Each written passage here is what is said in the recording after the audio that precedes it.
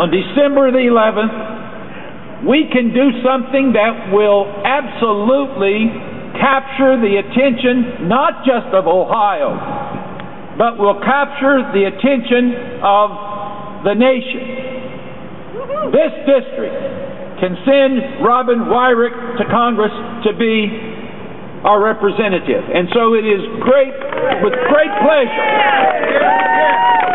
It's with great pleasure that I present to you the next Congresswoman from this wonderful Congressional District, Robin Weirauch.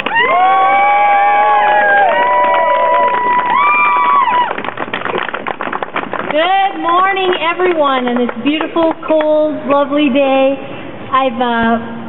There's always so much I want to say, and I hate it when I forget things, so I have prepared some thoughts for you because it's such an important time for us to be getting together and realizing that we have an opportunity to shake things up in Washington. Before I forget, because I know that this is on all of our minds, as the governor just spoke about Iraq, I have spoken to a mother who has sent her son off to Iraq 4 times. He's been deployed 4 different times from our district. And so I just want to take a second to say, you know what, it's absolutely time to bring our troops home safe, honorably, and soon. So I wanted to not be remiss in making that remark.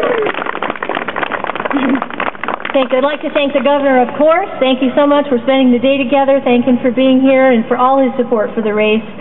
I can't tell you how much it means to me, and it was my honor to work to help get you elected as well. And all of us here are very honored to have been a part of that. I'd also like to thank Commissioner Miller and Mayor Ross for joining us. I know you're behind here somewhere. Thank you so much.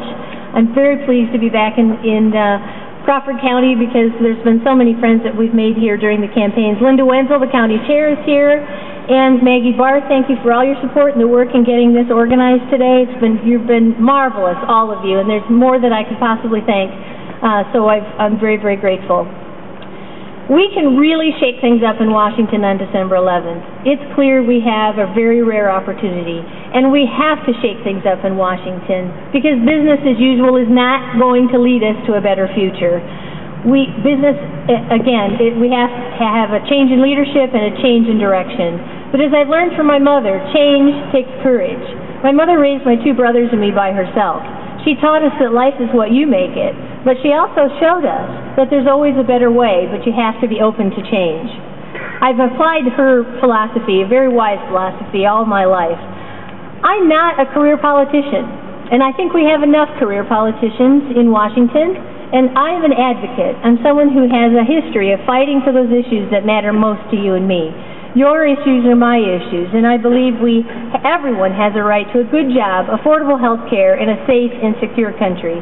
It's all a part of the American dream, but these days, tell me if I'm wrong, it seems like the American dream is just out of reach for so many of us, and we have to do something about that. We need new energy and new ideas from leaders who have walked in our shoes. For too long, and too many of our leaders have run on their family names and political connections, offering only the same old business as usual. We're going to turn the page on that.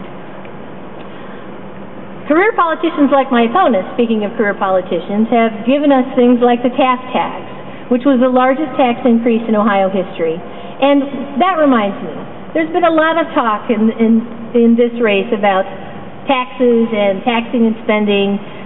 Now that the primary is over, I'm the one that's being called the tax and spend candidate. Remember during the primary, they were calling each other that. Well, I need to say something to Mr. Latta. There's only one person in this race who voted for the largest tax increase in the state of Ohio that hit the middle class. There's only one person in this race who raised the fees on licenses and registrations and other fees. And there's only one person who raised the gasoline tax that hits middle America, middle-class Americans, every single time they go to the gas pump. And Bob, wherever you are, that's you, not me. I am absolutely for tax cuts, but for the middle class. And all I've got to say right now is, what about Bob? Have you seen the tax cuts for the middle class from him? No. We're going to fix that. In Congress, I'll fight for working for Ohio families instead of special interests. And I'll fight to ensure that our national budget finally reflects the real values of Northwest Ohio. Better health care for our kids, more good-paying jobs for our communities, and lower taxes for working families. And of course, my favorite, a clean energy future, because we absolutely have to do that. You know, I've traveled this district all over, back and forth during the times that I've been running for Congress with you. It's our campaign. I've been all the way from the east to the west, from Polk to Pleasant in this district, and of course right here in Bucyrus many times. Everywhere I go, I hear the same story.